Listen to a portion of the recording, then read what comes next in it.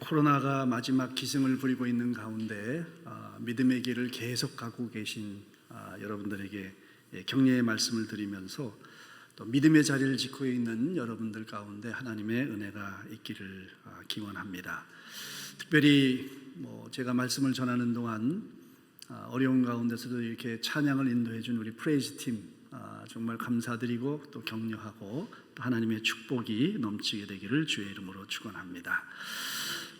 지난 3주 동안 복된 인생을 향해 믿음으로 항해하라, 그런 제목으로 말씀을 전했습니다. 복된 인생은 사랑하는 것, 일하는 것, 그리고 하나님의 비전, 소명을 위해서 살아가는 것, 이 세 가지 축으로 이루어져 있다 하는 말씀을 드렸습니다. 근데 그 복된 인생을 살아가는 것은 바다를 항해하는 것과 같다. 그래서 폭풍우가 몰아치고 비바람이 불고 우리가 좌절하고 실망하고 넘어질 때가 있지만 그럼에도 불구하고 인생은 멈출 수가 없다. 왜? 인생은 우리를 기다려주지 않기 때문에. 그래서 우리에게 필요한 것은 다름 아닌 믿음이라고 그랬습니다. 그래서 믿음으로 항해하라 그랬는데, 인생을 산다는 것은 어떤 특별한 지식이나 기술로 되는 게 아니거든요. 종합적이기 때문에 이 믿음이 필요한 것은 하나님 함께 해주시고 하나님 도와주세요. 그게 인생을 살아가는데 가장 필요한 거거든요. 우리가 아무리 지식이 많고 기술이 있다 할지라도 그것으로 인생을 성공적으로 살아갈 수는 없습니다. 그래서 복된 인생을 향해 믿음으로 항해하라 하는 제목으로 첫 주에 말씀을 드렸고, 지난 2주 동안은 사랑에 대해서 말씀을 드렸습니다. 사랑이라고 하는 것은 남이 잘 되기를 바라는 마음이다.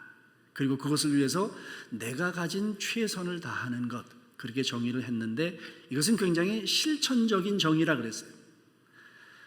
주님께서 보여주신 사랑을 우리가 본받아야 되는데 그 사랑은 남녀간의 에로스 사랑을 넘어서, 또 부모가 자녀를 사랑하는 스톨게의 사랑을 넘어서, 친구 간의 우정을 넘은 이 필레오의 사랑을 넘어서는 무조건적인 아가페의 사랑인데, 주님께서 보여주신 이 아가페의 사랑이라고 하는 게 우리가 아직 죄인 되었을 때 십자가에 죽는 이 사랑을 우리가 따라가기에는 너무나도 큰 사랑이기 때문에 우리가 감히 실천하기가 어렵다는 거지요. 그래서 우리의 삶의 수준에서 실천할 수 있는 크기로 우리가 이해를 해서 정의를 해야 우리가 좀 흉내를 내고 주님의 사랑을 쫓아가는 삶을 조금이라도 닮아갈 수가 있는 거지요. 그래서 남이 잘 되기를 바라는 마음, 여러분이 누구를 사랑해야 되는데 그런 마음이 생기지 않는다, 어렵다 그러면 하나님 그 사람 그냥 잘 되게 해주세요. 쉽잖아요, 그죠? 잘 되게 해달라, 마음을 다해서 잘 되게 해주세요 기도해야 되는데, 그 기도하는 것조차도 마음을 다 실을 수가 없다면 하나님 하나님 사랑하시니까 잘 되길 원하시겠죠. 저도 그 사람 먼저 잘 되기를 원합니다. 그냥 조금이라도 그런 그 진심을 조금, 많이 다는 못해도 조금이라도 마음을 담아서 그렇게 고백을 하세요. 시작입니다. 그럼 하나님이 그 마음을 자꾸 풍성하게 해주기 때문에 우리의 마음을 담아서 정말 그 사람이 세상에서도 영적으로 잘 되길 원합니다 하는 기도가 이렇게 풍성해지기 시작하고 뭔가 우리가 몸으로, 손으로, 발로 실천할 수 있는 능력이 생기는 거지요. 그리고 이제 지난주에는 구체적으로 그 사랑을 어떻게 실천하는가, 구체적인 방법에 대해서 말씀을 드렸습니다. 우리 그냥 살아가는 삶 속에서 우리가 실천할 수 있는 내용들이죠. 나이를 넘어서 상황과 무관하게 우리 인생을 살아가는 우리 모두에게 인생의 결론은 사랑입니다. 그러니까 그거를 우리가 정말 머리하고 가슴속에 꼭 담아서 내가 사랑해야 되겠다 작정하는 것, 힘들어도 하여튼 마음속에 결단하고 기도하면서 작정하는 것, 이거는 평생 우리가 해야 될 일이라 생각을 합니다. 자, 오늘 제가 말씀드리려고 하는 주제는 일하는 거. 하나 남은 주제가 일이거든요. 일하는 거. 굉장히 현실적인 주제입니다. 여러분의 직업, 일하는 거, 먹고 사는 문제, 인생에서 여러분의 자기 실현, 이루고자 하는 것과 아주 관련된 직접적인 내용입니다. 그래서 제가 인생을 살아가고 있습니다 라는 말을 할 때 그 말을 가장 대표적으로 대변해 주는 게 일이라 생각해요. 직업. 우리가 요즘 120세까지 산다고 하니까 평생 동안 일을 하면서 살아야 되지 않겠습니까? 이 세상에 태어나서 이렇게 성장해 가면서 어른이 되어 가면서 반드시 우리가 가져야 될 게 직업이에요. 자연스럽게 우리가 제도권 학교를 졸업하고 고등학교든지 대학교 졸업할 때쯤 돼서 우리가 직업을 갖게 되고, 그것이 자연스럽게 연결되면 결혼하고 이제 가정도 갖게 되는 거지요. 사회적인 정체성을 나타내는 대표적인 게 직업인 거. 실례지만 누구십니까? 뭐 하시죠? 물어보면 내가 뭐 하는 일이 있어야 되잖아요. 근데 그게 없으면요, 누구세요? 그럼 저 우리 집 둘째 아들이에요. 이렇게 대답할 수는 없잖아요. 그죠? 제가 뭐 IT 업계에서 일을 하고 있습니다. 아니, 무슨 일을 하고 있습니다. 그러면 자기의 사회적인 정체성, 많은 사람들과 함께 더불어 살아가는데 나는 그런 사람이다라는 걸 가지고 관계성을 맺으면서 살아갈 수가 있게 되는 거죠. 한국 청년들의 현실은 뭐 우리가 너무나도 많이 얘기했기 때문에 한 벌써 10년 이상 참 어려운 환경 가운데 있는 것을 생각하면서 참 위로와 격려의 말을 전하고 싶고, 그게 안 되다 보니까 캥거루족이라는 말도 나오고 88만 원 세대라는 말도 나오고 참 답답하고 우리가 기도를 많이 해야 되는데, 그럼에도 불구하고 우리가 자괴감에 빠지진 말아야 해요. 하여튼 우리가 잘 되면 야 대단하다, 잘 됐다, 좋겠다, 이런 말을 듣는 직업을 가지면 좋겠죠. 근데 그게 안 되면 참 안 됐다, 자기 자신을 나타낼 수 있는 뭐가 없는 거죠. 소위 백수라는 게 그런 것들이죠. 자기 실현을 할 수 없는 그런 삶을 살아갈 수밖에 없습니다. 자, 그래서 오늘 일에 대한 얘기를 하겠는데, 그 일에 관한 이야기를 어디서부터 시작해야 되냐면 창조 때부터 시작을 합니다. 하나님의 창조 때부터. 그래서 먼저 우리 본문 말씀을 한번 읽어보면 창세기 1장 26절부터 31절까지의 말씀인데, 우리 다 읽지는 않고 하여튼 읽어보겠습니다. 자, 31절까지 시작. 같이 읽어볼까요? 시작. 하나님이 이르시되 우리의 형상을 따라 우리의 모양대로 우리가 사람을 만들고 그들로 바다의 물고기와 하늘의 새와 가축과 온 땅에 기는 모든 것을 다스리게 하자 하시고, 하나님이 자기 형상 곧 하나님의 형상대로 사람을 창조하시되 남자와 여자를 창조하시고, 하나님이 그들에게 복을 주시며 하나님이 그들에게 이르시되 생육하고 번성하여 땅에 충만하라, 땅을 정복하라, 바다의 물고기와 하늘의 새와 땅에 움직이는 모든 생물을 다스리라 하시니라. 거기까지만 읽겠습니다. 오늘 이 말씀에 이제 이 얘기가 나오는데, 우리가 성경의 주제를 신학적으로 세 가지로 요약을 하기도 합니다. 개혁신학에서 창조, 타락, 그리고 구속. 하나님은 온 우주 만물을 창조하셨는데 인간이 불순종해서 타락했단 말이죠. 그 불순종해서 에덴 동산에서 쫓겨나고 죄인이 돼서 영원히 죽을 수밖에 없는 존재가 되었는데, 하나님께서 예수님을 보내주셔서 우리의 죄사함을 통해서 우리가 하나님의 자녀가 됐다. 그래서 이제 창조, 타락, 구속 그렇습니다. 그래서 우리는 하나님의 자녀, 구속을 받고 하나님의 자녀가 되어서 살아가는데, 그 살아가는 삶의 내용이 뭐냐면 다시 창조의 상태로 돌아가는 거예요. 그렇게 개혁신학은 설명을 합니다. 우리 하나님의 자녀로 살아가는 삶의 핵심적인 것은 하나님의 창조 질서 속으로 다시 돌아가는 삶, 그게 구속받은 자의 삶이라고 신학적으로 얘기를 하지요. 근데 우리가 창조의 신학의 질서 속에서 살아가지만 여전히 우리는 어디 살아요? 타락한 이 세상에서 산다는 거예요.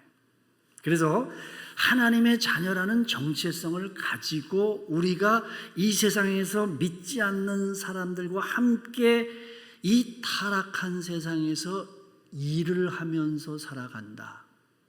이게 우리의 모습인데 그 의미가 뭔지 아십니까? 우리는 타락 이전의 창조 질서 속에서 살아가는데 그 삶이 가장 행복한 삶이고 그게 또 하나님이 원하시는 삶이라고 성경은 얘기를 합니다. 그런데 우리가 살아가는 삶의 현장은 타락한 이 세상이에요. 이걸 어떻게 이해하느냐? 우리가 지금 살아가고 있는 3차원의 세계, 소위 시간적으로 얘기하면 크로노스, 과거 지나간 시간이 있고 현재가 있고 앞으로 가야 될 시간이라는 이 흘러가는 시간 속에서 이렇게 바라보면 이해가 잘 안 돼요. 혼란스럽습니다. 답이 없어요. 그래서 우리는 그걸 영적인 사건으로 해석하는 게 필요합니다. 소위 카이로스적으로 하나님의 시간 속에서 하나님의 자녀로서 이 하나님의 창조 질서 속에서 살아가는데 타락한 세상에서 살아간다는 것을 우리가 카이로스적으로 이해를 할 수가 있는 거죠. 자, 우리는 구원받은 자라고 그러잖아요. 저 같아도 1980년 5월 31일 날 하나님의 자녀가 됐는데 분명히 구원의 사건이 크로노스, 흘러가는 시간 속에 어느 시점이 있기 때문에 구원받기 전하고 구원받은 후가 있어요. 이거는 크로노스적인 시간입니다. 그런데 성경은 또 뭐라고 얘기를 하느냐 하면 이미 창세전에 우리를 하나님의 자녀로 택했다라고 얘기를 하거든요. 그럼 이걸 어떻게 이해를 해야 되느냐? 하나님의 카이로스적인 시간에서 보면 우리의 구원의 사건은 영원한 사건이에요. 이미 예정된 사건이고 하나님이 우리를 이 세상 속에서 살아가는 어떤 시간 속에서 그걸 경험하고 깨닫도록 하신 것뿐이죠. 자, 그래서 이거를 우리가 알아듣기 쉽게 그럼 카이로스 시간에서 이해한다는 게 뭔 얘기입니까? 이렇게 질문하면 우리가 성경의 이야기를 통해서 이해를 할 수 있습니다. 자, 우리가 구원받았다는 것을 어떻게 성경 이야기로 해요? 애굽에서 살다가 홍해를 건넜다. 그걸 우리가 구원의 사건으로 얘기하지 않습니까? 그래서 우리가 광야에 살아서 광야에 살다가 이제 가나안 땅에 들어가는 것을 우리가 구원 이후의 사건으로 이해를 하죠. 여러분 지금 그럼 어디 살고 계세요? 광야에 계십니까? 아니면 나는 가나안에 들어간 것 같은데 또 간 것 같기도 하고 안 들어간 것 같기도 하고 또 설교들은 광야가 어쩌다 그러고 가나안이라 그러고 혹시 또 애굽에 사는 건 아닙니까? 자, 정답은 영적으로 해석하는 정답은 우리는 애굽과 광야와 가나안의 삶을 계속해서 순환적으로 살아가요. 동시간 속에서 살아간다라고도 얘기할 수 있습니다. 우리는 애굽에서도 있고 하루에도 여러 번 가는 애굽에도 있다가 광야에도 있다가 가나안에도 있기도 합니다. 우리가 성경의 사건과 시간적으로 역사적으로 지리적으로 보면 애굽에서 있다가 홍해를 건너서 광야든지 가나안이든지 있지만 그러나 여전히 우리는 세상 애굽이라는 게 세상이거든요. 영적으로 얘기하면 애굽이라는 세상 속에서 살아가기도 하고 광야에서 하나님의 훈련의 과정을 거쳐가기도 하고 뭔가 우리 인생의 목표 가운데 가나안이라고 하는 것을 성취하기도 하고 성취했다가 또 넘어지기도 하고 광야로 왔다 하는 그런 영적인 사건을 끊임없이 반복하면서 순환적으로 살아가고 있습니다. 그래서 오늘 메시지는 뭐냐면 여러분이 세상에 나가서 일터에서 일을 한다라고 하는 것은 애굽의 상황도 있고 광야의 상황도 있고 그리고 가나안의 상황도 있어요. 그래서 어떻게 내가 삶 속에서 이것을 이해하느냐라는 것이 오늘 메시지의 내용입니다. 총체적으로 그것을 이루면서 그 삶 속에서 경험하면서 살아갑니다. 그래서 오늘 다루고자 하는 일의 가장 원초적인 개념도 창조 시대로 돌아가서 살펴야 되는데 아까 읽은 그 말씀이거든요. 여러분 일이라는 게 뭐예요? 노동이잖아요. 정신노동이 있고 육체노동이 있습니다. 머리를 막 생각하고 뭘 짜내고 계획도 세우고 하는 거 그건 정신노동입니다. 그다음에 몸으로 손으로 발로 움직이면서 뭘 일하는 거 육체적인 노동이에요. 그런데 아까 읽은 말씀 가운데 26절부터 28절까지의 말씀 가운데 이제 그 내용들이 다 들어가 있는 거죠. 1장 26절부터 28절까지의 말씀을 제가 다시 한번 읽어보면 이렇거든요. 하나님이 이르시되 우리의 형상을 따라 우리의 모양대로 우리가 사람을 만들고 그들로 바다의 물고기와 하늘의 새와 가축과 온 땅과 땅에 기는 모든 것을 다스리게 하자 하시고 하나님이 자기 형상 곧 하나님의 형상대로 사람을 창조하시되 남자와 여자를 창조하시고 하나님이 그들에게 복을 주시며 하나님이 그들에게 이르시되 생육하고 번성하여 땅에 충만하라. 땅을 정복하라. 바다의 물고기와 하늘의 새와 땅에 움직이는 모든 생물을 다스리라. 여기에 일도 있고 사랑도 있고 하나님의 뜻을 이루는 하나님의 사명도 여기 다 들어가 있어요. 그게 복된 인생이라는 거죠. 그게 하나님이 원하시는 거예요. 이걸 우리가 신학적으로 뭐라 그러냐면 문화 명령이다 그래요. 문화는 사는 거거든요. 그렇게 하나님의 뜻을 따라서 열심히 살라는 거죠. 그래서 하나님이 우리를 이 세상에 보내실 때는 열심히 일을 하고 옆에 있는 사람들과 정말 사랑을 충분히 나누고 사랑하면서 하나님의 영광을 위해서 살라고 우리를 이 땅에 보내신 거예요. 만물을 창조하실 때부터 하나님의 의도였고 하나님의 창조의 섭리입니다. 그러니까 여기서 우리가 일의 본질이 뭐냐라고 다시 한번 정리를 하면 생명을 살게 하고 그 생명을 더 풍성하게 만드는 것이 일의 본질이에요. 여러분이 뭘 하든, 여러분이 일을 한다면 여러분이 사무실에 가서 복사기에 복사를 하든, 살림하는 주부는 설거지를 하든, 아니면 못을 박든 간에 피아노를 치든 기타를 치든 아니면 소프트웨어를 짜든 뭘 하든지 간에 여러분이 하는 그 모든 일은 이 생명을 가진 인간의 존재, 생명을 더 살게 하고 더 풍성하게 살도록 하는 것이다. 이걸 꼭 머릿속에 넣고 있어야 합니다. 그래야 일을 하는 것이 진정한 행복과 만족감을 느낄 수 있어요. 내가 지금 대학 나와가지고 복사나 하고 있나? 이러면 그 사람은 그거는 제대로 인생을 못 사는 거지요. 그게 하나님의 명령이고 그런 일을 하면서도 이게 하나님이 주신 축복의 삶이구나 라고 하는 그 영적인 확신과 분명히 이해를 가지고 살아갈 수 있어야 합니다. 여기 읽은 말씀 가운데 하나님도 6일 동안 일하셨잖아요. 생명을 만드시고 생명을 번성하게 하는 일을 하신 거거든요. 그리고 그런 창조 사역을 하시면서 우리를 동역자로 부르셨어요. 청지기의 사명을 주신 거죠. 그 중에 구체적으로 나오는 게 창세기 2장에 가면 아담한테 시킨 일이 있죠. 동물 데려와서 이름 지으려고 그러잖아요. 여러분, 이름 짓는 게 굉장히 중요한 의미가 있습니다. 가장 먼저 일을 할 때 여러분들이 진짜 현실적으로 일을 하러 나가실 때 이름 짓는 게 가장 먼저 할 일이다 생각하셔야 돼요. 이름 짓는 거, 하나님 내 삶의 주인이고 경배의 대상이다.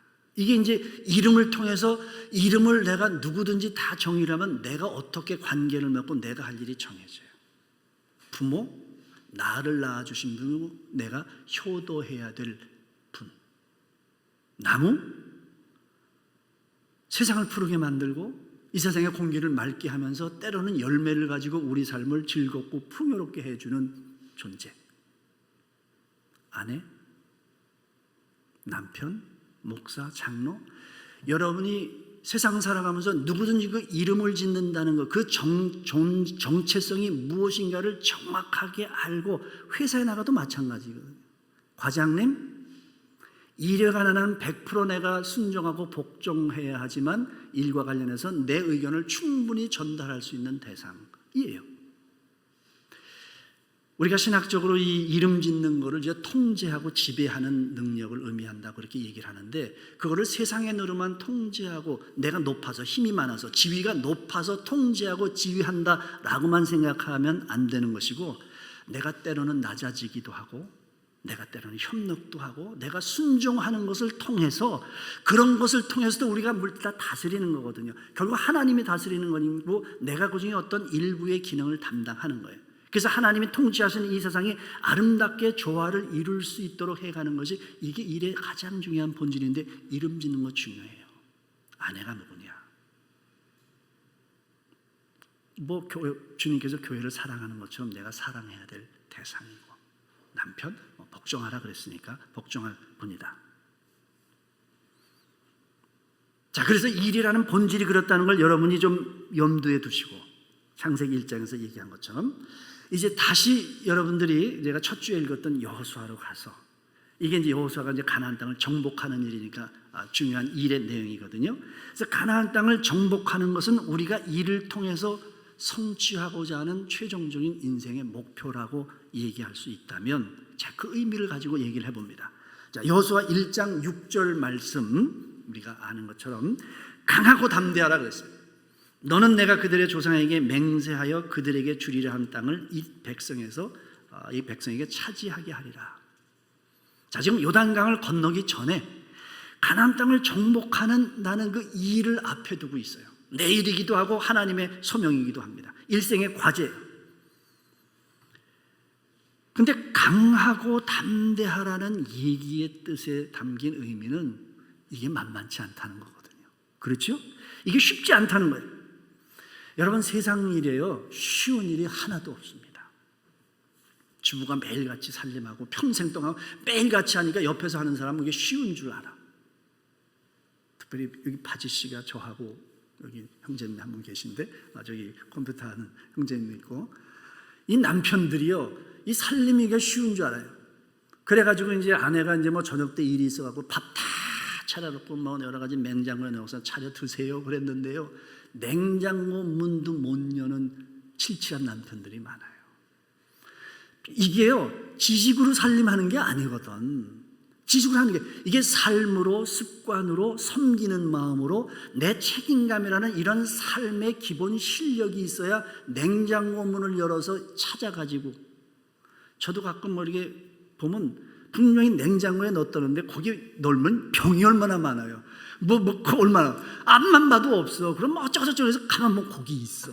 이게 실력이라고요. 안 돼요, 그게 잘.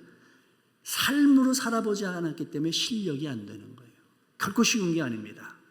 근데 이 가나안 땅을 하는 게 뭐냐면, 정복하는 것이 뭐냐면, 하나님이 약속하신 것인데도 이게 쉬운 게 아니에요.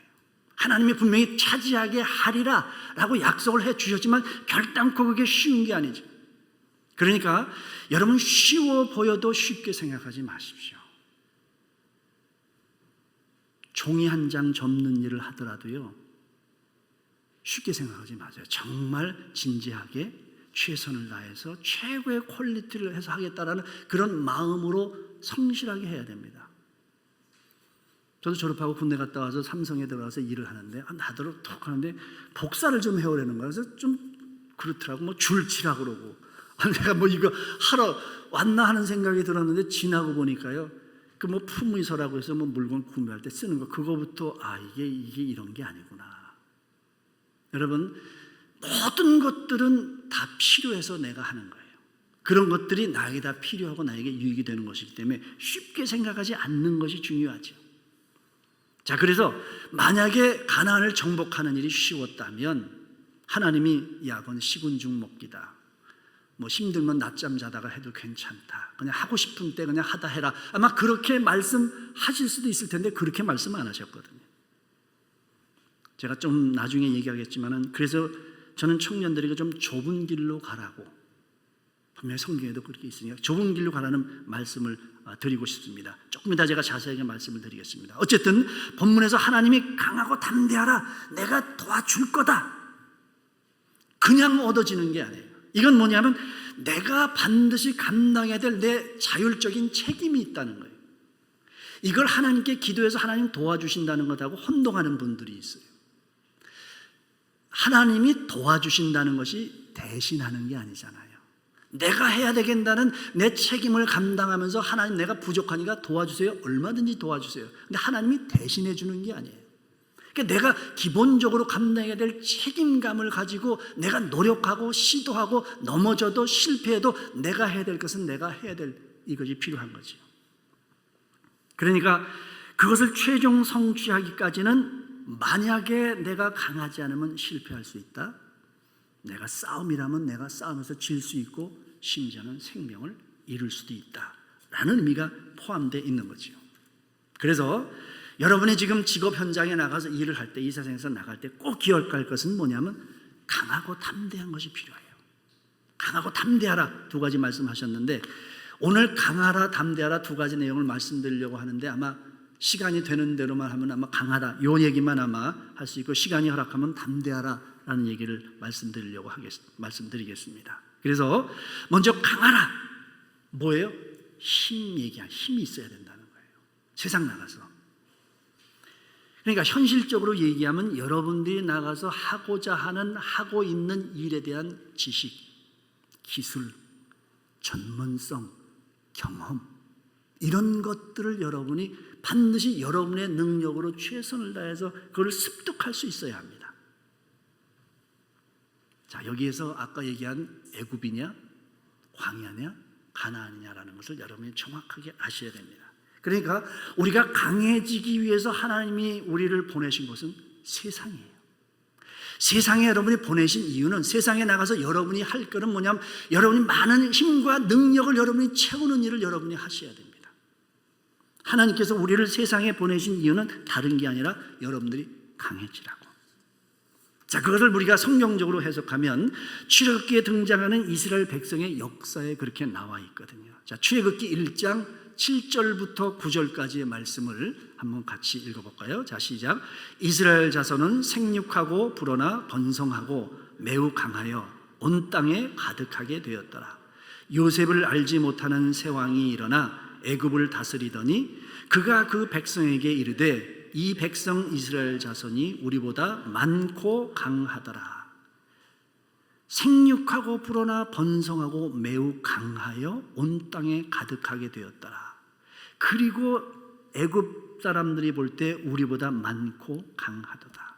이스라엘 백성이요 400년 동안 애굽에 있으면서 강한 민족으로 만들어 주셨어요. 그 이전에는요 그냥 유리하는 방황하는 거지 같은 존재이다. 유리하는 백성이다. 신명기에 그렇게 나오거든요. 아주 소수 민족이었어요. 그런데 400년이라는 역사를 통해서 아브라함에게 약속하신 그 약속을 이루시기 위해서 일단 강하게 만드는데 그게 어디에? 애굽이었어요. 결과는 애굽 사람들이 두려워할 정도가 되었죠. 그래서 여러분들이 이 세상 살아가면서 주위의 사람들하고 경쟁해서 정말 내가 앞서가야 되겠다라는 그런 어떤 결단도 필요하고 열심도 반드시 있어야 됩니다. 여러분 공부 열심히 하셔야 돼요. 제도권 우리가 보통 초등학교, 초중고, 대학교 이때가 사실 지식을 채우고 기술을 배우는 그런 기간이고 그런 장소거든요. 공부하다가 죽으면 순교하는 거예요. 그렇게 죽기 아니면 살기로 하셔야 됩니다. 그 시간은 하나님이 그런 걸 채우라고 강하게 하라고 하신 거기 때문에 그런 자세로 공부를 하고 이게 학점을 얘기하는 게 아닙니다. 정말 여러분이 문제 해결 능력이 있어야 되고 뭔가를 갖다 해결할 수 있는 지식과 전문성을 갖추라는 거죠. 그래서 여러분이 가진 어떤 능력과 힘을 크고 강하게 하는 일에 전심전력을 다해야 돼요. 모세도 40세까지 애굽이라는 왕궁에서 로얄 에듀케이션, 왕족으로서 훈련과 교육을 받았거든요. 그래서 나중에 지도자로 쓰신 거지요. 야곱도 집에만 있었으면 뭐 별 볼일 없는 사람이 됐을지 몰라요. 그런데 여러 가지 뭐 이유에서 억지로라도 그냥 쫓겨나가가지고 저기 삼촌 아람한 그렇죠? 예. 라반한테 가가지고 여러 가지 뭐 양치우면서 타양살이 하면서 그냥 서러움을 뭐 눈칫밥 먹어가면서 이러면서 이렇게 인생의 어떤 지식과 기술을 배우고선 힘을 강하게 한 거거든.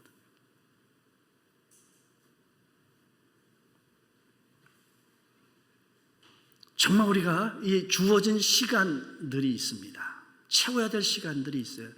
보통 우리가 사회학적으로 얘기하면 한 30대까지는 채우는 시간이에요. 받는 시간입니다. 그러니까 여러분이 공부도 많이 하시고 책도 많이 읽어서 여러분의 지식을 넓혀야 되고 경험의 깊이도 깊게 해야 되는 것이고 인생의 통찰력도 배우고 경험하고 이런 것들로 내가 많이 그러니까 실패는 전혀 두려워할 게 아니에요. 그러니까 여러분들이 나이가 얼마인지 모르는데 제가 이 말씀을 준비하면서 우리 앞에 있는 청년들 생각을 많이 하면서 말씀을 준비했는데요. 정말 여러분이 세상에 나가서 정말 힘을 키울 수 있는 만큼 키워야 합니다. 그것이 하나님께서 우리를 이 세상 애굽에 보내신 이유니까 우리가 애굽에 나갔을 때는 다른 거 아니에요. 여러분의 실력을 키우고 힘을 강하게 하는 것이 필요합니다. 자, 그런데 이 힘이라고 하는 것이 우리가 이제 얘기한 그런 부분이죠. 전문성, 기술, 또 우리가 뭐 어떻게 보면 스펙을 쌓는 것도 그 과정이니까. 근데 노자가 도덕경에 보면 이런 얘기를 합니다. 자신을 아는 자가 지혜로운 자고 자신을 이기는 자가 진정으로 강한 자다 그래요. 정말 통찰력이 있는 말씀이라고 생각합니다. 정말 강한 게 뭔가 겉으로 볼 때 세상적으로 사회적으로 이렇게 해가지고 뭐 스카이 대학인지 뭐 미국 아이비리그를 나가는지 뭐 이런 어떤 사회적으로 이야 힘이 있네 이런 것들 그런 것들 강해 보이는 그 어떤 조건들을 채우면 강해지는 것인가? 몸짱 되면 그렇습니까? 아니면 뭐 학벌이요? 아니면 자격증? 아니면 조금 다르지만 뭐 금수저 되는 거? 뭐 BMW를 몰고 다니면 좀 힘이 있어 보입니까? 조지오 알마니 뭐 양복 입으면 아니면 구찌백 달고 다니면 그런가요? 내가 가진 것과 이룬 것, 그게 힘이 아니에요. 사실은 힘 있는 것처럼 치장하는 것뿐이지. 그러니까 사실 밖에 있는 적을 이길 수 있는 거는요, 누구나 할 수 있어요. 내가 일단 가지면 적은 사람보다 이기는 거니까. 내가 그저 가진 만큼은 이길 수 있어요. 근데 세상 사람을 다 이길 수도 없거니와 이길 필요도 없지요. 그러니까 내가 쌓은 것만큼은 딱 가지고 있으면 그거 가지고는 이길 수 있는 것은 쉬워요. 여러분이 뭐 돈 가지고 빌 게이츠하고 싸워보겠습니까? 뭐 그럴 필요도 없고요. 이길 만큼만 이기면 되는 거죠. 내 힘만큼 이길 수 있어요. 근데 겉으로 보이는 그런 힘과 강함이 없어도 이겨야 할 순간이 있어요. 어떤 때는 많이 가지고 있어도 질 수가 있어요. 그러니까 적과의 싸움에서 지지 않을 수 있는데 지는 경우는 뭐냐? 내면의 힘이 없기 때문에 그래요. 자신과의 싸움에서 지는 거예요. 그러니까 정말 내 속에서 결국 바깥에 있는 누구하고 싸워서 졌다고 생각하지만 이미 우리 마음속에서 지고 있기 때문에 지는 경우가 많습니다. 스스로 무너지는 거예요. 그러니까 진짜 적이 어디 있어요? 사실 내 안에 있는 거거든요. 노자가 그걸 지적한 것 같아요. 그러니까 여러분이 살아가면서 아까 30세까지 제가 실력을 쌓으라고 그랬잖아요. 그런 기본적으로 갖춰야 될 그 무엇이 있습니다. 사회적인 외적인 것도 필요한 거니까. 근데 그런 걸로 싸우다가 어느 수준에 올라가게 되면 그거는 더 이상 무기가 별로 되질 않아요. 정말 내면적인 어떤 내 적하고 싸워서 그것에 어느 수준에 올라가면 그 내면에 어떤 힘이 있어야 이길 수 있는 그런 싸움들이 많이 있는 거죠. 이걸 쉬운 말로 하면 뭐냐면 자신감이에요. 자신감. 떡 보니까 벌써 뭐 삐까번쩍, 벌써 뭐 이렇게 명함 보니까 뭐 옷 보니까 타고 다니는 거 보니까 내가 준 이건 아니라는 거죠. 내가 이겨보겠다, 난 이길 수 있다라는 생각부터 갖는 게 중요한데 그거는 외적인 게 아니라 내면적인 힘이죠. 근데 그 내면적인 힘은 어디서 만들어지느냐 하면 보통 이제 심리학적으로 이제 성장 과정이라고 얘기를 합니다. 학교는 기술을 가르쳐주고 지식을 넣어줘요. 근데 이 내면적인 힘은 주로 가정에서 만들어져요. 특별히 이제 물론 뭐 태어나서부터 쭉 여러 가지 이 내용이 있지만 주로 이제 초등학교 시절에 이제 일할 수 있는 능력과 관련된 많은 내면적인 힘이 만들어지기 시작합니다. 그래서 여호수아 1장 6절에서 말하는 강하라는 말은 애굽에서 만들어진 애굽의 세상에서 내가 힘을 기르고 정착하고 장착해서 그 채우는 그 힘만을 의미하는 게 아니라 사실은 그 힘을 이미 가지고 있고 이제 내가 내면적으로부터 뭔가 자신감을 가지고 하나님 주신 명령을 내가 반드시 이루겠다, 이룰 수 있다라고 하는 그런 어떤 내면적으로부터 나오는 자신감을 얘기하고 있는 거예요.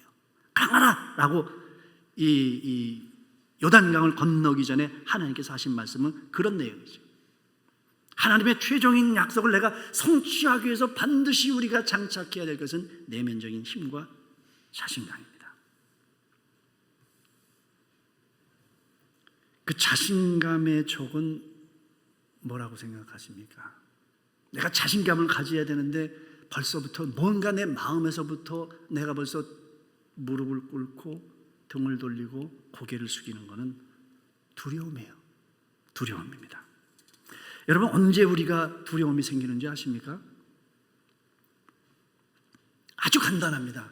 언제 두려움이 생기냐면 여러분 두려움이 사실 심리학에서 가장 원초적이고 가장 부정적인 것에 근본적인 거라고 얘기를 하거든요. 아담과 하와도 따먹고서 벌써 두려워서 숨어왔거든요. 모르면 두려워요. 모르기 때문에 그래요. 야, 너 저 일어나봐. 고등학교 때 너 저 3번 문제 답이 뭐냐? 그럼 벌써 모르면은 막 땀이 나고 얼굴이 화끈거리고 창피하고 그렇잖아요. 두려운 거예요. 시험이 두려운 이유가 그거죠. 성령님도 벌벌 떤다고 그러잖아요. 시험 본다 그러면. 예. 일을 하는 데도 일의 상황에서 생각해서요. 모르잖아요. 모르면 쫑 퍼먹지요. 또 옆에 사람 보면 창피하죠. 그래서 뭘 모르면은 나중에 뭐 인사평가도 나쁘죠. 인사평가 나중에 또 보너스도 결정되죠. 이 모든 게 일시간에 순간적으로 와서 모르면은요, 이게 두려운 거예요. 내 사람 모른다는 거 수치심 이걸 감추고 싶어 하거든요. 여러분, 이 두려움을 극복하는 방법을 제가 말씀드릴까요? 맨입으로 안 되지만 여러분, 모르는 걸 극복하는 건 너무 단순합니다. 물어보면 돼요. 물어보면 되는 거예요. 근데 이 물어보는 게 엄청난 능력인데 엄청나게 쉬운 방법인데 이게 어려워요. 내부의 두려움 때문에 그런 거죠. 내가 모른다는 사실을 밝혀야 하는 거니까. 근데 물어보는 게 엄청난 능력인 거는 누구의 특징이에요? 물어보는 게 공부 잘하는 학생의 특징이, 선생님 질문 있습니다 잘하잖아요. 모른다는 것이 내 마음속에서 어떤 걸림돌이 되지 않기 때문에 언제든지 물어보면 내 지식이 늘어나는 거예요. 물어보면 돼요. 근데 물어보는 거를 굉장히 두려워해요. 왜? 내가 모른다는 것이 이미 밝혀진다고 생각하기 때문에. 그래서 운전하다가 옛날에 내비가 안 나왔을 때는요, 길 잊어먹으면은요, 뭐 그러면 옆에 있는 여성들은 아주 쉽게 여보 저 주유소 가서 물어보자, 쉽게 물어보자 그러는데 남편은 가만히 있어 그러고 한 30분 더 헤맨 다음에 하거든요. 물어보는 걸 이게 창피스럽게 생각하는 거예요. 내가 모른다는 게 이게.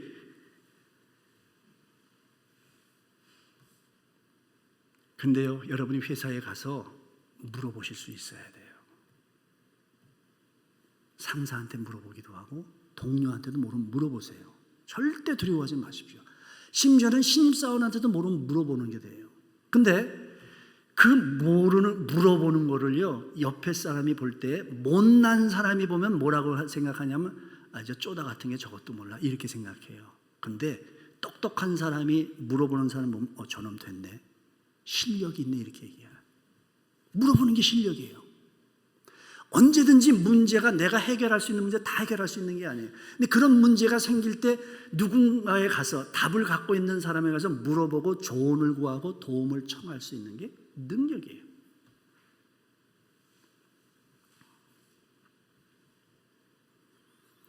그래서 우리가 물어봐서 내 속에 있는 어떤 잠재력, 물어봐서 깨달으면 그게 내 잠재력 속에 있는 거거든요. 다만 내가 모르는 것을 다 아는 게 아니니까 그런 걸 누구한테 가서 도움을 청해서 그걸 딱 클릭해서 또 연결해 나가면 내 능력이 성장할 수 있는 거죠. 근데 아무리 내가 그렇게 해서 한다 할지라도 나라는 인간은 한계가 있을 수밖에 없죠. 그래서 어디 가서 물어보지도 못하고 물어도 안 되고 답답할 때가 있어요. 그래서 그 물어보는 능력과 자신감은 하나님을 향한 믿음과 연결이 되어 있어요. 내가 그렇게 적극적으로 물어보고 문제를 해결하는 적극성과 내가 해야 될 책임은 감당해야 되지만 그것으로 인생이 또 다 사라지는 것은 아니기 때문에 하나님을 믿고 하나님께서 함께 하시고 하나님께 간구하는, 하나님께 함께 한다는 그 믿음을 가지고 자신감을 키워나갈 수 있어야 돼요. 이게 어디서 나올 수 있냐? 다윗과 골리앗을 싸우면서 정확하게 이걸 발견합니다. 보세요. 다른 모든 병사들은요, 구척장신 골리앗의 그 외모만 보고 벌써 기가 죽었어요. 잠잠하고 아무것도 움직이지도 못합니다. 일터에 누가 왔는데 뭐 하버드 나왔대, 뭐 어쩌대 그러면 벌써 우리 야코가 죽는 거예요. 그럴 필요가 없는 거지요. 두려움이죠. 자신감을 상실합니다. 그런데 다윗은 그렇지 않았어요. 다윗이 가진 게 뭐냐? 뭐 이따만한 거인 앞에서 가진 건 물맷돌밖에 없었거든요. 물맷돌이 뭐냐? 자기의 지식이고 경험이에요. 한 거라고 싸움해 본 적이 없어요. 전쟁해 본 적이 없는데 양을 가지고 다니면서 고모가 사자가 나타날 때 정확하게 내가 해본 경험이 있어요. 그걸 이제 응용하는 거예요. 전쟁에서 응용력이 있어야 돼요. 그 응용력은 하나님을 믿는 거예요. 내가 전쟁을 안 해봤지만 내가 물맷돌 가지고 내가 이거 실패한 적이 없다, 다 쫓아냈다, 그리고 내게 주어진 일을 잘 감당해왔다는 내 전문적인 지식이 있고 경험이 있고 확신이 있어요. 근데 그게 골리앗하고 될지 안 될지 잘 몰라요, 하나님.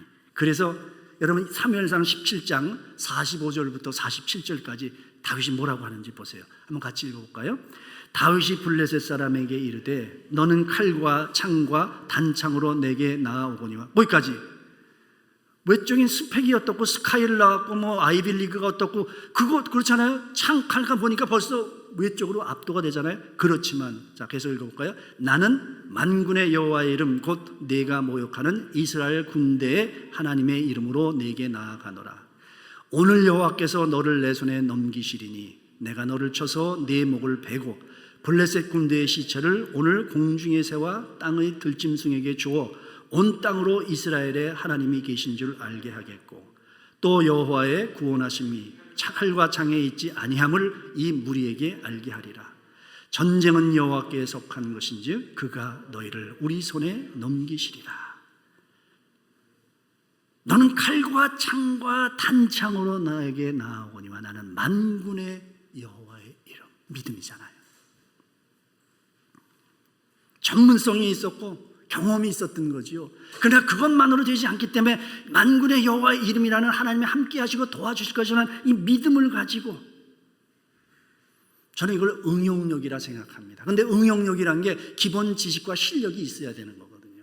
그러니까 자기에게 주어진 평생 모여서 양떼 치우는 일밖에 안 했어요. 그런데 정확하게 자기의 책임을 다해서 열심히 성실하게 공부 열심히 한 거예요. 목동은 자기가 목동으로서. 자신감 그걸 가지고 믿음을 가지고 해서 구적 장신 골리앗 장군을 물리칠 수 있어요. 여러분이 나가게 되면 수많은 경쟁자가 있습니다.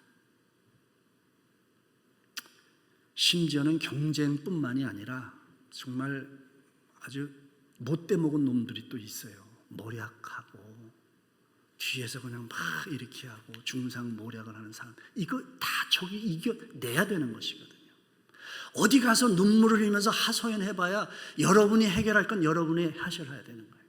누가 여러분 자기 연민, 자기 동정을 바라지 마세요.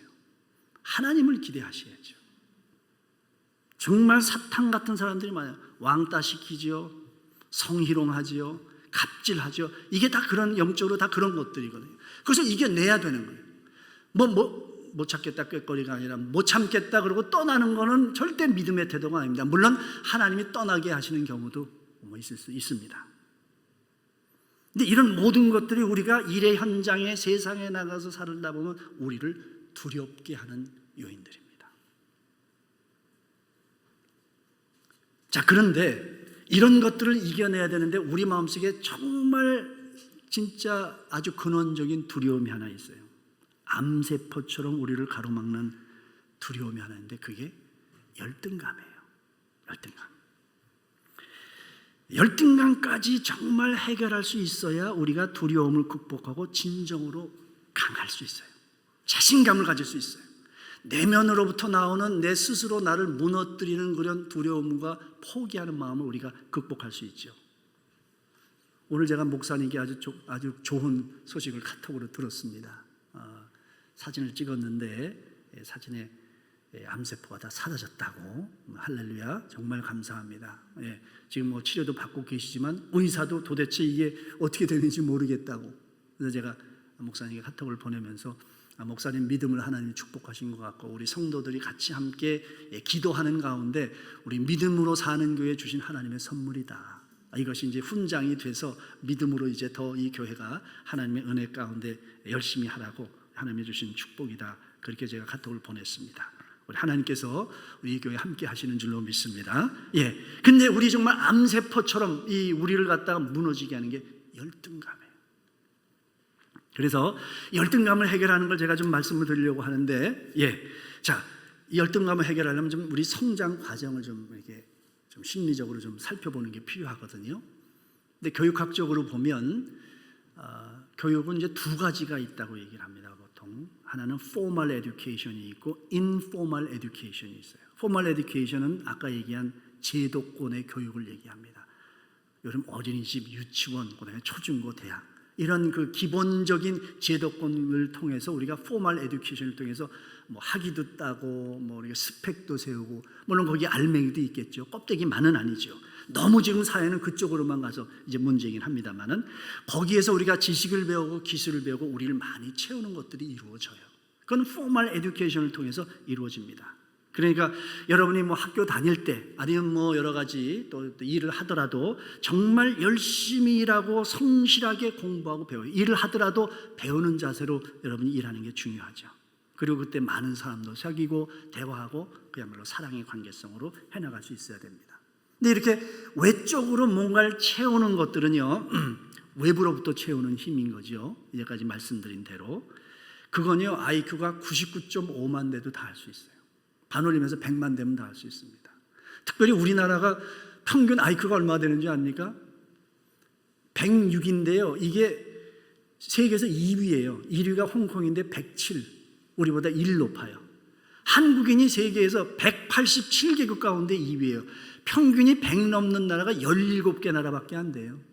그러니까 한국인이 이미 하나님이 우리한테 우수한 DNA를 줬기 때문에 여러분이 가서 공부 그냥 성실하게 열심히만 하면요 기본적인 외적인 이거 다 채울 수 있게끔 이미 만들어 놓으셨으니까 뭐 이것저것 불평할 게 없어. 하지 말아야 돼요. 그런 것들은요 여러분이 그냥 열심히 하시기만 하면 기본적으로 다 채울 수 있게 돼 있다 이 말입니다. 그러니까 뭐 어떻고 선생님이 뭐 문제를 잘못 냈고 뭐 학교가 나쁘고 뭐 이런 불평을 하는 건 이건 아닌 거죠. 그 다음에는 이제 인포멀 에듀케이션, 학교에서 가르쳐주지 않는 거는 이거는 인생의 내면적인 힘을 길러주는 것은 기본적으로 가정이에요. 가정에서 부모와의 관계성이죠. 이 가정에서 내가 자신감을 경험하느냐 아니면 그것이 안 되면 열등감을 경험하느냐가 여러분 내면에 사실 만들어진다고 심리학이 얘기를 하죠. 근데 이게 열등감이 생기지 않고 자신감을 많이 이제 이렇게 내면적으로 채워야 되는데 그것이 이제 채워지려면은 일종의 어떤 경험 과정이 필요한데 그거를 에릭슨이라는 심리학자는 이제 열심, 근데 영어로는 industry인데 그게 뭐 enthusiasm이라면 열정, 뭐 earnestness, 어떤 열심, 뭐 이런 의미가 아니라 industry는 그런 열심과 열정이라는 의미가 있지만 약간 부지런하고 뭔가 좋아하는 거를 아주 재미있게 막 신나게 하는 그런 경험을 인더스트리라고 얘기를 해요. 그 경험이 많아야 된다는 거예요. 이거를 에릭슨은 이런 예를 듭니다. 이제 초등학교 1, 2, 3학년 때는 뭐 그림도 그리고 장난감도 하고 뭐 블록도 맞추고 이제 이러잖아요. 근데 그런 거를 이제 잘 해가지고 야, 너 잘했다 라고 이제 이렇게 칭찬을 듣잖아요. 그러면은 그때 아이는 어떻게 생각하냐면 내가 좀 쓸모 있는 존재구나, 내가 좀 유용한 사람이구나라고 생각을 해요. 그러면서 나는 이제 그런 사람이 되어야 되겠다라는 기대감과 그런 또 욕구가 생기기 시작합니다. 그러면서 그거를 갖다가 계속 그런 경험을 하게 되면 그걸 통해서 사회적으로 부모나 선생님의 칭찬을 이끌어낼 줄 알아요. 욕을 잘하면 엄마가 좋아하더라, 선생님이 나를 칭찬하더라, 상을 주더라. 이런 경험들이 많아지게 되면 그거를 갖다 승화시켜서요 내가 뭘 해야 칭찬을 받을 수 있지? 뭔가 나를 기분 좋게 할 수 있는 이런 경험과 느낌을 초등학교 때 많이 하게 되면 자신감이 생긴다는 거예요. 그 자신감이 뭘로 나타나냐면 소위 역량, 컴피턴스. 이게 뭐냐면 내가 하고 싶은 거를 이루고자 하는 것을 스스로 좌절하지 않고 시도하고 노력하는 능력이 바로 컴피턴스 능력이에요. 왜냐하면 해봤는데 계속해서 칭찬이 되니까 당연히 할 수 있다 생각하고 그것을 통해서 칭찬과 인정이 됐으니까 계속 하고 싶은 거예요. 그런 욕구가 있는 거지요. 근데 이걸 경험 못하면 뭐가 생겨요? 열등감이 생기는데, 열등감이 이런 거예요. 여러분 초등학교 때 그림도 그려보시고 그랬죠? 학교에서 미술 시간에 그려가지고 와가지고 딱 호랑이 그렸다고 이제 갖고 왔는데 아빠가, 이게 이제 개념 없는 아빠가 호랑이라고 하는데 야, 어떻게 호랑이가 이게 토끼같이 생겼냐? 응? 아니 그럼 비슷하게 고양이나 뭐 개는 몰라도 토끼냐? 이제 이러면은요 아빠는 딴 생각 아니야. 그림만 얘기를 했지만 아이는 내가 그런 걸 그릴 수 있는 능력이 없구나, 내가 하는 거는 아빠가 별로 좋아하지 않구나, 그러면서 뭔가 나는 아버지나 선생님의 기대에 미치지 못하는 존재다, 이렇게 생각해요. 근데 그것이 마음속에 이제 새겨지기 시작하면 그게 이제 열등감입니다. 실질적으로 능력이 있고 없고가 문제가 아니에요. 그 칭찬 한마디, 작은 그 순간순간마다 그런 것들이 계속해서 쌓여지게 되면 그게 열등감이 되는 거예요. 그래서 고시 공부를 패스하고 공부를 잘함에도 불구하고 열등감 있는 사람들이 많은 이유는 그겁니다. 95점을 맞았는데 야, 어떻게 그 100점을 못 맞냐, 이러면 이제 늘 부족한 거예요. 기대에 못 미친다는 겁니다. 그러니까 나는 누구의 기대를 충족시킬 수 있는 능력이 없다, 이게 열등감이에요. 실질적으로 능력이 없어서 못하는 사람이 아니에요. 그러니까 열등감에 그걸 정확하게 이해를 해야 되거든요. 정말 내가 할 수 있는 능력이 아닌 게 아니라 내가 할 수 없다는 느낌이 열등감이에요.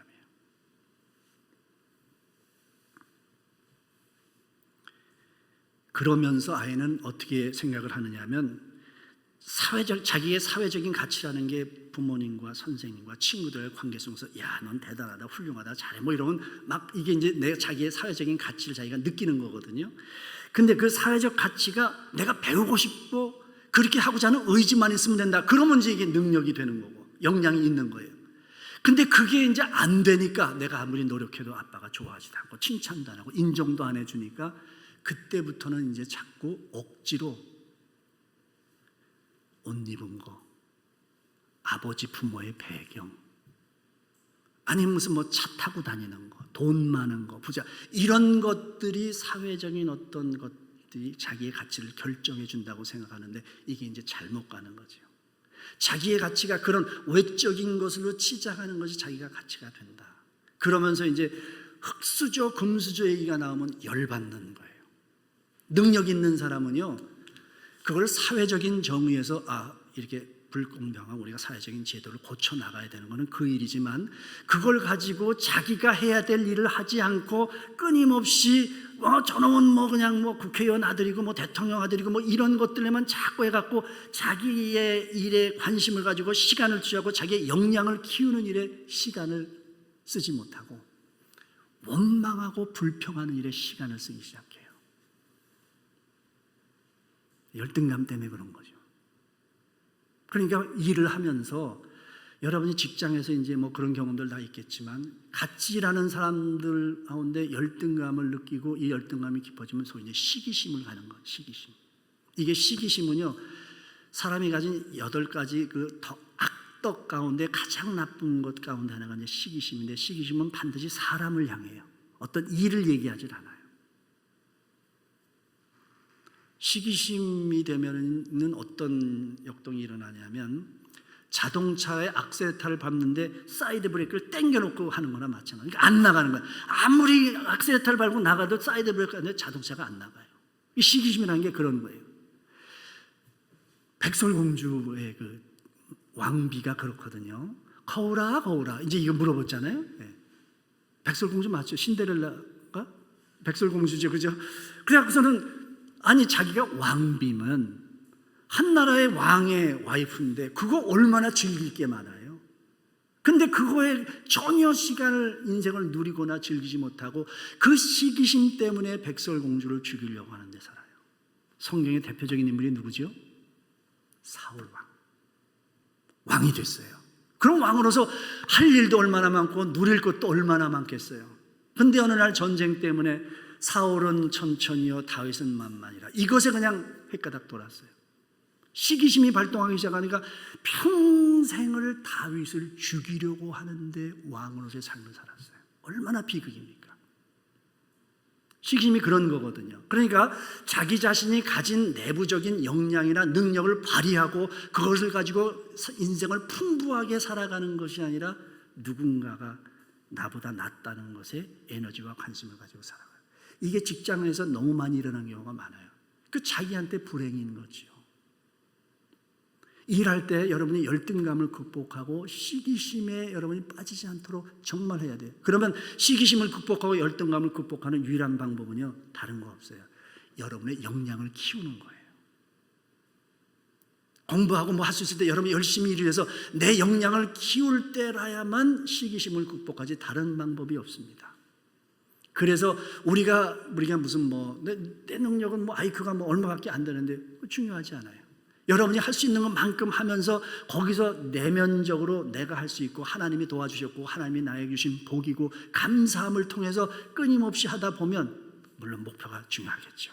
내가 이루고자 하는 것, 내가 원하는 것, 그리고 그것이 하나님의 영광을 위한 것이고 하나님의 뜻을 이루는 것이라는 이 목표를 가지고 끊임없이 기도하면서 감사해가면서 내 에너지를 내 역량 키우는 데 해나가게 되면 그것이 이제 인생을 풍요롭게 사는 거죠. 이 역량이라고 하는 것은 리더십의 3대 조건 가운데 하나입니다. 컴피턴스, 역량, 그 다음에 인테그리티, 성실성, 그 다음에는 캐릭터, 여러분의 인격, 영적으로 정말 성숙한 사람이 되는 것. 이 세 가지가 사실 모든 리더십의 결론이라고 생각하는데, 그런 역량은 이제 전문성이거든요. 자기가 하고자 하는 일에 대한 지식도 있어야 되고 경험도 있어야 되고.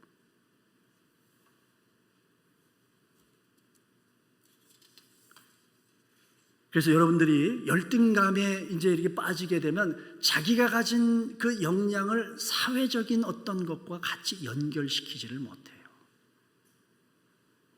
근데 그걸 벗어나서 역량을 키우게 되면 내가 잘할 뿐만이 아니라 반드시 생기는 능력이 협력할 줄 알아요. 내가 맡은 일만 잘하면 내가 만족한 거예요. 내가 인정받았다. 그러니까 나는 요만큼 할 테니까 당신은 저 일을 하십시오. 그래서 협력 관계를 만들어내면서 더 큰 일을 할 수 있죠. 리더는 그거거든요. 사람을 잘 쓰는 사람이잖아요. 사람을 잘 쓰는 사람이 리더지 않습니까? 그 중국의 상경이라는 책을 보면 그게 이제 리더십에 관한 책인데, 거기 보면 왕을 비유하면서 왕은 북치는 사람이라 그래요. 왕이 유일하게 나라 일을 하는데 자기 잡이 없다는 거예요. 외무상이 그저 외교하는 거고, 재무상이 나라 관리하는 거고, 뭐 형상이 뭐 법 관리하고, 다 자기 일이 있는데 왕은 뭐예요? 북치는 사람. 둥. 그러니까 외무상 잘한다. 못하면 더 잘해라. 이렇게 사람만 다루면 나라가 잘 된다는 거예요. 그게 리더거든요. 사람을 잘 쓴다는 거죠. 내가 굳이 그렇게 뭐 다 알지 않아도 사람만 잘 쓰면 되는 거예요. 이거는 뭐예요? 사람을 믿어주고 델리게이션, 위임을 하고 그 사람이 역량을 발휘할 수 있도록 기회를 주는 거는 시기심과 열등감을 가지면 절대 못하거든요. 그래서 조직에서 열등감을 가진 사람이 리더로 있으면 정말 힘들어요. 뭐 교회도 이제 그런 일들이 많이 있습니다. 부목사가 설교를 더 잘하면 이제 목사님이 상당히 그걸 인정을 하고 칭찬을 해주고 훌륭한 목회자, 설교자가 됐을 때 기도해줘 이러면 되는데, 부목사님이 한번 올라와서 설교 잘하면 그 다음에 꼭 한 담임 목사님이 15분 추가 설교를 하는 사람 보면 이제 뭔가 자꾸 자기 자신을 증명하고 싶은 욕구가 이제 열등감의 이게 표현이거든요. 그러니까 나보다 나은 사람이 있다고 하면 그 사람을 인정해주고 칭찬해주고 세워주는 게 훌륭한 리더예요. 그거는 뭐야? 내 역량이에요. 그게 자꾸 내가 가진 걸로만 가지고 내 자신을 평가하고 남을 평가한다고 하면 자꾸 시기심과 열등감에 빠지는 거죠. 이제 제가 말씀을 정리하고 마치겠습니다. 여러분, 우리는 여기서 그래서 이 마지막으로 불평, 이 열등감에 대한 이 일터에서 열등감을 느끼고 하는 것은 광야에 있다 생각합니다. 광야에 있는 거예요. 광야에서 이스라엘 백성이 보인 여러 가지 뭐 불평하고 뭐 목마르다 배고프다 하는 거는 뭐냐면 애굽으로 돌아가겠다는 퇴화 현상이거든요. 퇴행 현상이에요. 자꾸 과거로 이게 참고 훈련하는 게 너무 힘든 과제야. 애굽에 있을 때가 차라리 그냥 편하게 먹고는 살 수 있었으니까. 이게 퇴행 현상이거든요. 그러니까 광야에서의 가장 중요한 훈련은 로드십이거든요. 하나님의 주권을 인정하는 거예요. 하나님이 인도해 주실 거다. 힘들어도 하나님이 가나안으로 데려가실 거다. 더 큰 복을 누리게 할 거다라는 믿음을 가지고 내 마음속에 있는 여러 가지 많은 열등감과 시기심을 극복하는 그 훈련의 과정으로 있다고 생각하시고, 만약에 열등감이 자꾸 작동해서 여러분이 사람에게 대해서 이렇게 비판과 섭섭한 마음에 한다고 하면 여러분 역량을 키우셔야 돼요. 내가 더 열심히 노력해야 되겠구나. 내 업무든지 다른 지식이든지 뭔가 그쪽으로 생각을 해서 열등감을 키워나갈 수 있어야 돼요. 그럴 때는 내가 광야에 있구나. 내가 빨리 가나안에 들어가기 위해서 이 하나님의 로드십을 인정하고 내가 이걸 극복하고 해결할 수 있는 능력을 키우는, 영적인 능력을 키우는 것이 하나님이 지금 나를 광야에 있게 하신 목적이다. 애굽, 세상에서 역량을 키우는 거예요. 광야, 뭔가 내면적인 어떤 영적인 어떤 자신감을 키우고 이런 것이 광야죠. 광야, 가나안에 가서 여러분들이 하나님께서 주신 것들을 누리고 강하고 내면적인 힘을 가지고 최종 목표를 갖다 여러분이 성취해야 되는 그런 것이죠. 일을 한다고 하는 것은 그런 의미가 있습니다. 하나님께서 우리를 이 세상에 보내셨을 때에는 여러분 열심히 일을 하라고, 많은 사람을 사랑하라고, 그 삶을 통해서 하나님께 영광을 돌리고 하나님을 드러내는 삶을 살라고 우리를 이 세상에 보내시고 광야에 훈련도 시키시고 가나안에 대한 소망을 갖게 하셨습니다. 평생 동안 일을 하면서 여러분이 이런 것들을 잘 기억하셔서 정말 여러분이 복된 인생을 살아나갈 수 있게 되기를 주의 이름으로 축원합니다.